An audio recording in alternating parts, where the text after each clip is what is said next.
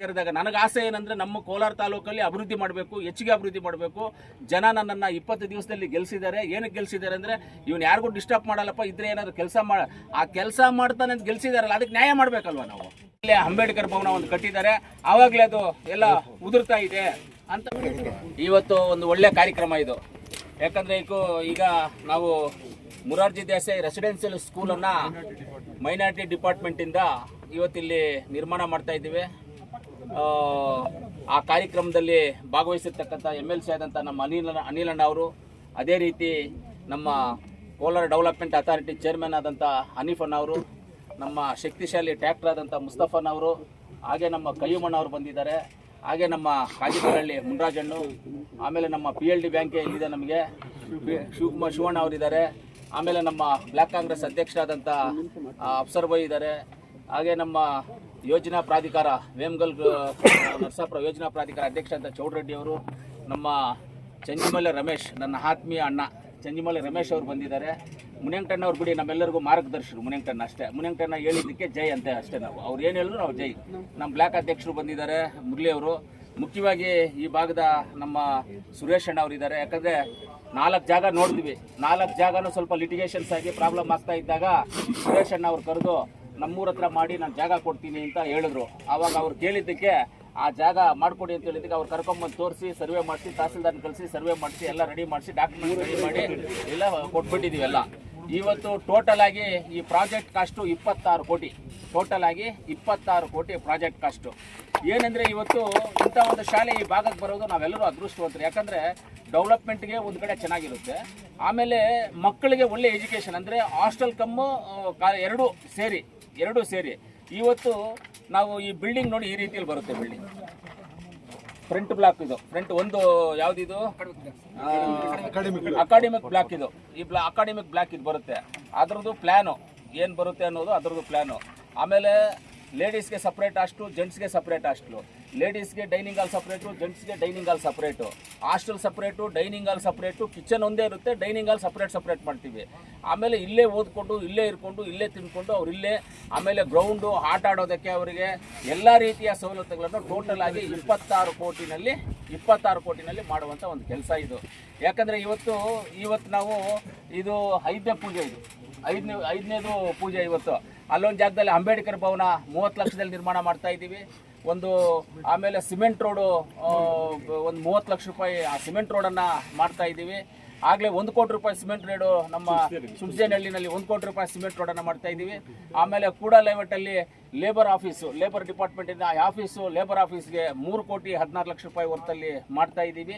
ಈ ಎಲ್ಲ ಕಾರ್ಯಕ್ರಮಗಳು ಮಾಡ್ತೇವೆ. ಇವತ್ತು ನಾವು ಕಾರ್ಯಕ್ರಮ ಹಾಕ್ಬೇಕು, ನಾವು ಇನ್ನೂ ಒಂದು 20 ಇದ್ದಾವೆ ನಮಗೆ ಮಾಡೋದು, ಇನ್ನೊಂದು 20 ಕಾರ್ಯಕ್ರಮಗಳು ಒಂದೇ ದಿವಸ ಮಾಡೋಕ್ಕಾಗಲ್ಲ. ಇವತ್ತು ಮಾಡ್ಕೋಬೇಕು ಅಂತ ರೆಡಿ ಇರೋದು 20 ಇತ್ತು. ಎಲ್ಲ ಒಂದೊಂದು ದಿವಸಕ್ಕೆ 10 ಕಾರ್ಯಕ್ರಮ, ಆ ಥರ 100-150 ಕಾರ್ಯಕ್ರಮಗಳಿದ್ದಾವೆ. ರೋಡ್ಗಳು ಇದೆಲ್ಲ ಪೂಜೆಗಳು ಮಾಡೋದು, ಅದೆಲ್ಲ ನಾವು ಮಾಡ್ಕೊಂಡು ಹೋಗ್ಬೇಕು. ಅದು ಇನ್ನೂ 2 ಇದೆ. ಯಾವುದು ಮೈನಾರಿಟಿ ಡಿಪಾರ್ಟ್ಮೆಂಟ್ ಇದೆ, ಇನ್ನೂ 2 ಇದೆ. ಈ ಮೈನಾರಿಟಿ ಡಿಪಾರ್ಟ್ಮೆಂಟ್ 3ಕ್ಕೆ ಇನ್ಚಾರ್ಜ್ ಇದ್ದೀರಾ ನೀವು, 2-3 ಎಲ್ಲ ಜವಾಬ್ದಾರಿ ನೀವೇ ಇದ್ದೀರಾ. 5 ಕೋಟಿ 2 ಇದೆ, ಅದನ್ನು ಮಾಡಬೇಕು. ಇದೆಲ್ಲ ಕಾರ್ಯಕ್ರಮಗಳು ಒಂದೊಂದು ದಿನಕ್ಕೆ ಒಂದು 2-3 ಪ್ರೋಗ್ರಾಮ್ ಹಾಕ್ಕೊಂಡು ಮಾಡ್ಕೊಂಡು ಹೋಗ್ತೀವಿ.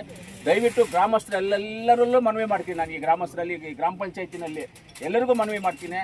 ಒಳ್ಳೆ ಕೆಲಸ ಆಗ್ತಾ ಇದೆ, ಒಳ್ಳೆ ಜಾಗ ಇದೆ, ಏನು ತೊಂದರೆ ಇಲ್ಲ.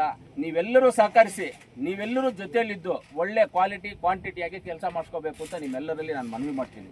ಆಮೇಲೆ ನಮ್ಮ ಅಂಬೇಡ್ಕರ್ ಭವನ ಒಂದು ಕಟ್ಟಿದ್ದಾರೆ, ಆವಾಗಲೇ ಅದು ಎಲ್ಲ ಉದುರ್ತಾ ಇದೆ ಅಂತ ನೋಡಿದೆ. ಆ ಥರ ಕ್ವಾಲಿಟಿ ಮಾಡಿದ್ರೆ ಮಾಡೋರ್ಗೆ ದೇವರೇ ನೋಡ್ಕೊಳ್ತಾರೆ, ಅದರಲ್ಲೇನು ಡಿಫ್ರೆನ್ಸ್ ಏನೂ ಇಲ್ಲ.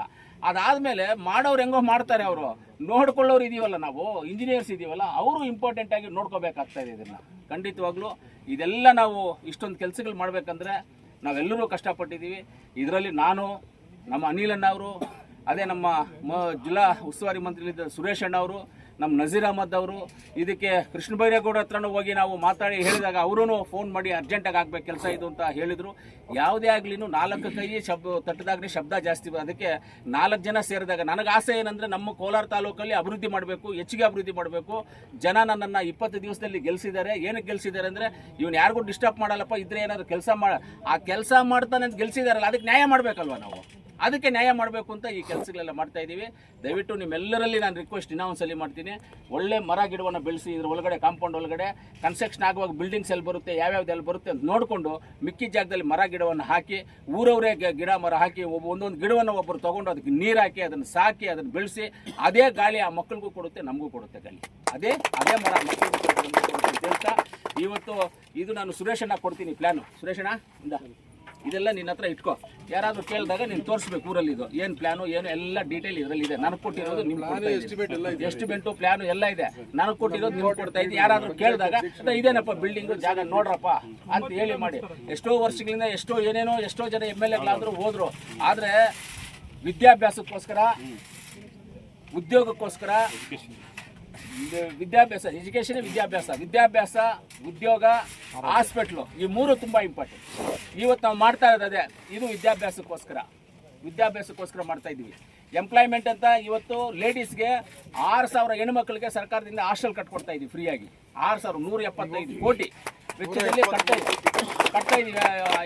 ಆಲ್ರೆಡಿ 4ನೇ ಫ್ಲೋರು 5ನೇ ಫ್ಲೋರಲ್ಲ ಇವಾಗ ಮೋಲ್ಡ್ ಆಗ್ತಾ ಇದೆ. ಅದಾದಮೇಲೆ ಮೆಡಿಕಲ್ ಕಾಲೇಜ್ ಮಾಡಿದ್ದೀವಿ ಕೋಲಾರ್ಗೆ. ಮೆಡಿಕಲ್ ಕಾಲೇಜ್ ಬಿಲ್ಡಿಂಗ್ ಕಟ್ಟೋದು ಲೇಟ್ ಆಗುತ್ತೆ ಅಂತ ನಾವು ಮೆಡಿಕಲ್ ಕಾಲೇಜನ್ನ ಓಪನ್ ಮಾಡಿಬಿಟ್ಟು ಆ್ಯಕ್ಟಿವ್ ಮಾಡಿ ಎಲ್ಲ ಅಕಾಡೆಮಿಕ್ ಇಯರ್ಗೆ ಎಲ್ಲ ಸ್ಟಾರ್ಟ್ ಮಾಡಿಬಿಡ್ಬೇಕು ಅಂತ ಒಂದು ತೀರ್ಮಾನ ಮಾಡಿದ್ದೀವಿ. ಅದಕ್ಕೋಸ್ಕರ ಇನ್ಸ್ಪೆಕ್ಷನ್ ಇವತ್ತು ನಮ್ಮ ಸ್ಪೆಷಲ್ ಆಫೀಸರ್ ಅವರೆಲ್ಲ ಇನ್ಸ್ಪೆಕ್ಷನ್ ಬಂದಿದ್ದಾರೆ. ಅದಕ್ಕೋಸ್ಕರ ಅಲ್ಲಿ ಹೋಗಬೇಕಾಗ್ತದೆ ನಾವು. ಇವತ್ತು ನೀವೆಲ್ಲರ ಬಂದಿದ್ದಕ್ಕೆ ನಿಮ್ಮೆಲ್ಲರಿಗೂ ಧನ್ಯವಾದಗಳು. ವೇದಿಕೆ ಮೇಲೆ ಇರ್ತಕ್ಕಂಥ ನಮ್ಮ ನಾಯಕರು ಎಲ್ಲರಿಗೂ ನಾನು ಧನ್ಯವಾದಗಳನ್ನು ತಿಳಿಸಿ ನನ್ನ ಮಾತನ್ನು ಮುಗಿಸ್ತೀನಿ.